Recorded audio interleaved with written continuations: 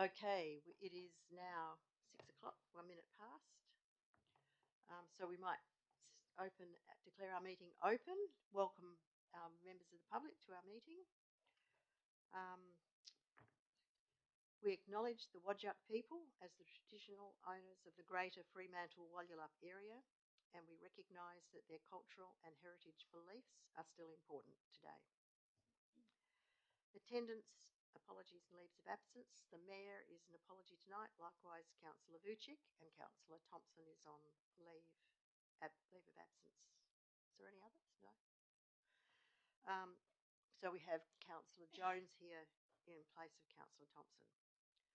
Disclosure and Councillor Sullivan in place of Councillor Vucic. Thank you. Disclosures of interest by members. Are there any?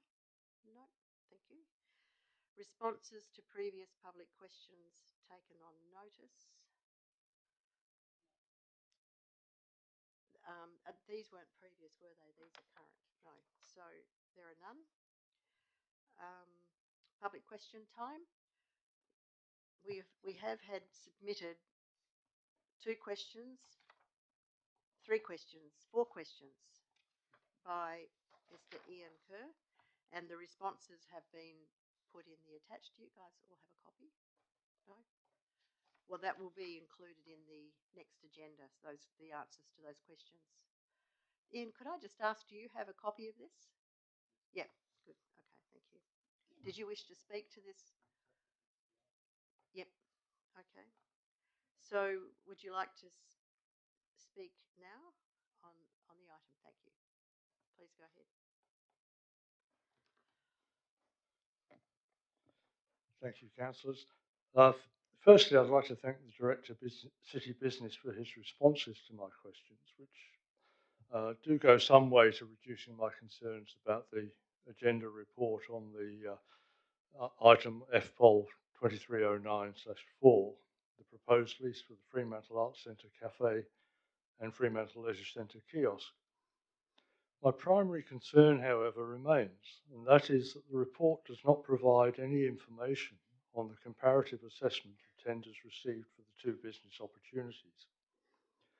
I acknowledge that there are issues of commercial confidentiality in any tendering process, but I believe it's important that the publicly available information should at least enable ratepayers to assure themselves that the recommendation is soundly based.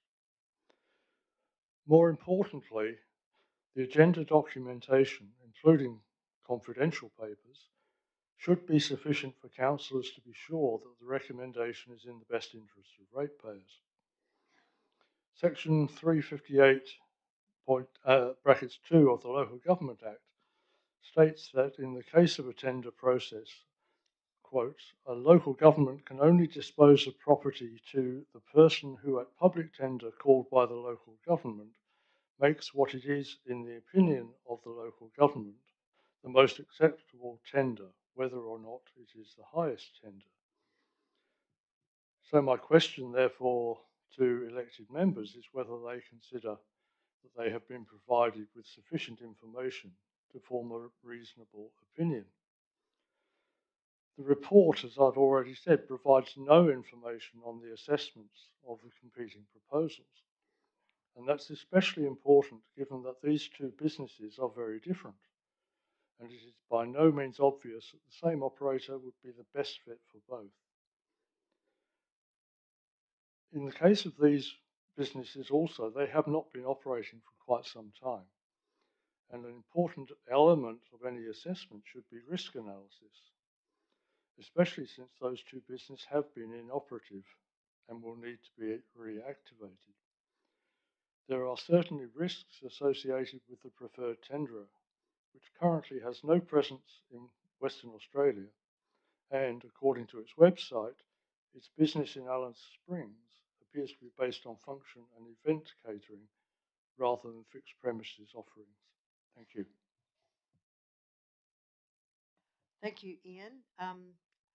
I might just ask in a moment the Director of City Business if he wishes to make any comment, but I might also just add that it will be up to the individual elected members to decide when we discuss this item whether they feel satisfied with the report. Would you like to make any comment in addition to that? No. Okay, thank you. Okay, we go on to petitions. There are no petitions that I'm aware of. No. Deputations, there are none. There are no special deputations, no presentations. There are the minutes from the last meeting. Move that we confirm the minutes of the Finance Policy, Operations and Legislations Committee dated 9th of August 2023, seconded by Councillor Moughlin. All those in favour? That is unanimous. Thank you. Elected member communication, is there any? No. Reports and recommendations. I believe all of our items can be done under delegation. Oh no, two are under council decision. So could I ask councillors if there are specific items they wish to speak on? Or perhaps I'll just go through. There are only 4.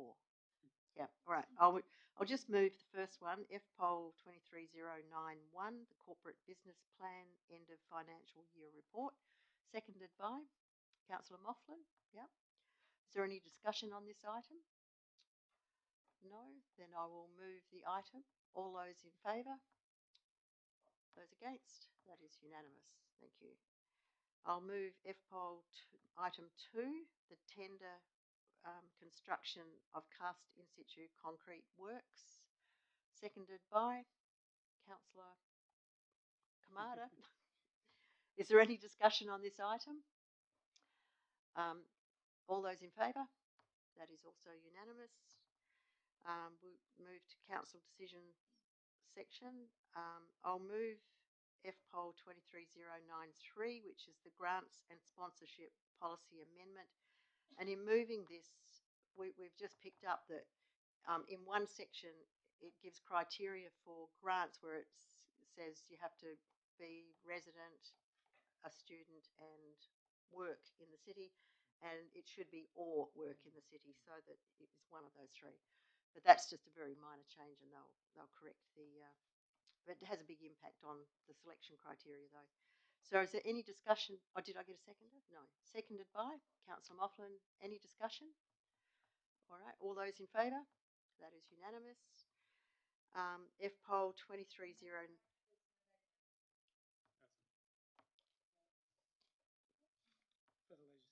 That's the leisure centre. Yeah. Sorry, I thought I was losing the pot. Yeah, that's all right. Okay, so that is carried unanimously. FPOL 23094, the proposed lease of the Arts Centre Cafe and the Leisure Centre, and there is an amendment from Councillor Pemberton. So I'll move the motion as in the agenda, seconded by Councillor Pemberton.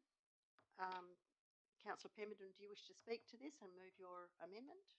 Yeah, but I do have some questions, and specifically kind of on some of the confidential attachments and so on. So I'm not sure if you want to handle, how you want to handle that. If we do wish to speak the confidential areas, we'll have to go behind closed doors. So there is no other. I mean, we can do the amendment first. Yep. Okay. Yeah, I'm happy to move the amendment and then discuss the item as a whole. Okay, so the amendment is for part 3, and it adds the words and adherence to existing Fremantle Arts Centre event delivery requirements, including noise and time restrictions. So Councillor Pemberton has moved the amendment, seconded by Councillor Sullivan. Yeah, thank you.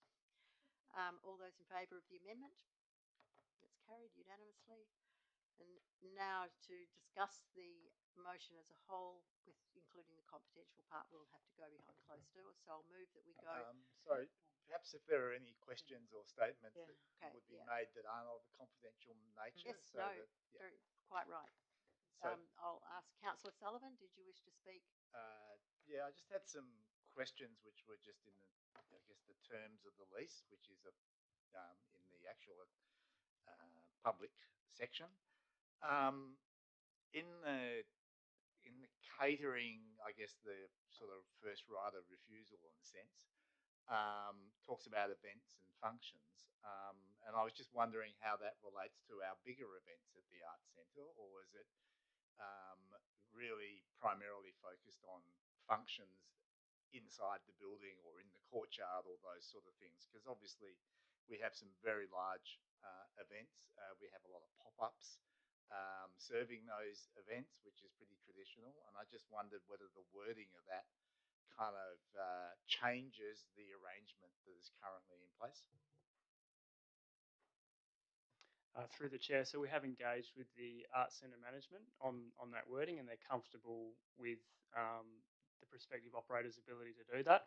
That's more relating to whether we would run our own events that requires catering rather than an external event coming in that already had their own catering associated with that event being delivered. So it's probably more a City of Fremantle delivered event, but we're happy to clarify wording if that would be better. Yeah, so if I follow on, yeah, it did seem the wording didn't fully cover exactly which scenarios you were talking about, and so maybe that could be looked at between now and full council. The other one that I sort of picked up in the terms of the lease, at the end of the lease period, advertising for new expressions of interest. It talks about being at the end or like after the end in a sense, rather than normally you would do that 6 months prior. Is the wording, is that just standard wording, or is it, do I assume that you can advertise for new businesses rather than seeing one close and then having to start advertising? Through the chair, that's just standard wording. So we would, in fact, go out 6 months prior to give both the current tenant and prospective new tenants enough notice before the current lease ends. And the third sort of question was at the Fremantle Leisure Centre section. I've always imagined that a good applicant, a good operator would seek to externalise the cafe out into the street as well as service inside the leisure centre. The only sort of issue there is if they choose to do that, either it's a pop-up window or if they actually run a cafe that spreads out to the street, the issue of toilets and the like become a little bit of a technical issue because the toilets are all inside an operational area that's gated, if you like. So has there been any conversation about that or any internal conversation in the city as to what we'd like to see potentially out there, but also how it would logistically operate? Through the chair, we have explored that opportunity through prior processes. For this particular opportunity, though, the focus is on just making the current offering operational, and that's the focus of the prospective tenant, and that's what they've proposed. So they would like to come in, operate it as it has in the past, so there is now a functional kiosk at the leisure centre. That said, we could potentially speak to this tenant or a following tenant around how we do that, but it comes down to how much they're willing to invest in the fit out to achieve that outcome. So there wouldn't be any impediment as you see it to an operator being able to do that, obviously just working through the processes and yeah. No, I don't see any impediment to that.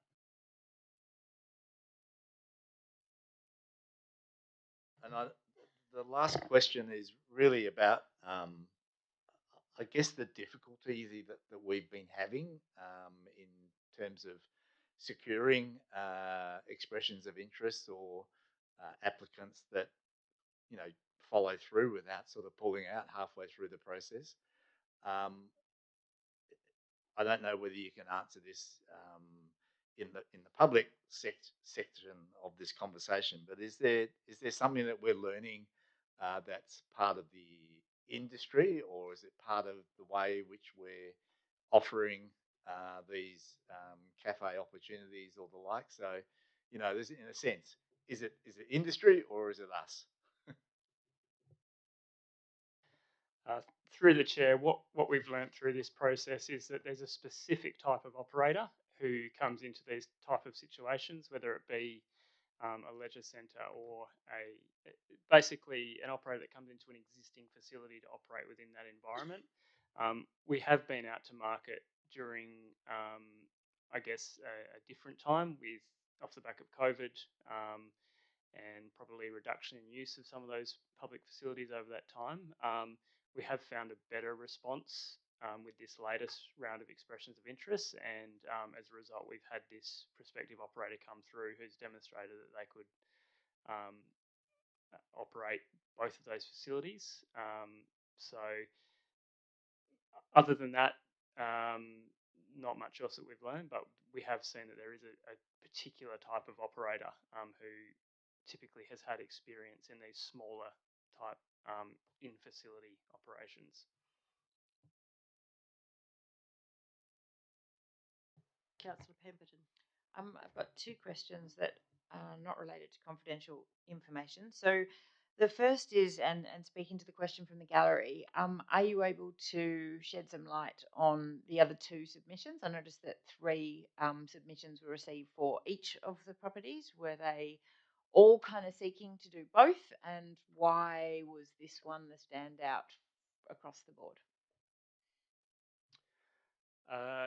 So this one was the standout because they demonstrated by far the most experience in hospitality and delivering this kind of food service. One of the submissions was non-compliant.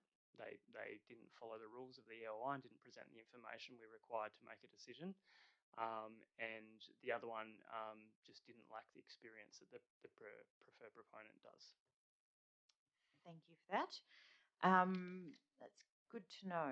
And the other question I had was around the Frere Arts Centre lease specifically, and just wondering why the courtyard isn't included, given that it's logically exclusively used for that purpose, and the suggestion that has been made sort of partly through the report, but particularly through emails afterwards, is that the courtyard space will be licensed, but not at a cost. So why is that not considered part of the lettable area?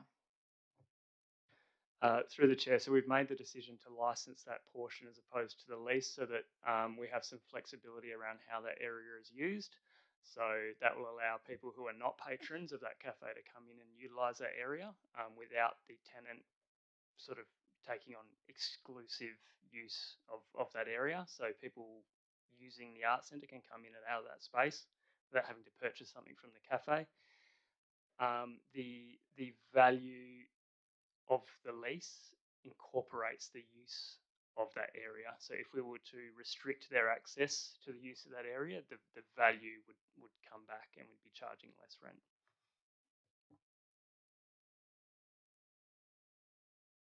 Are there any other questions before we close the meeting to the public? No. Therefore, I'll move that we move behind closed doors. Seconded by Councillor Pemberton. All those in favour? That is unanimous.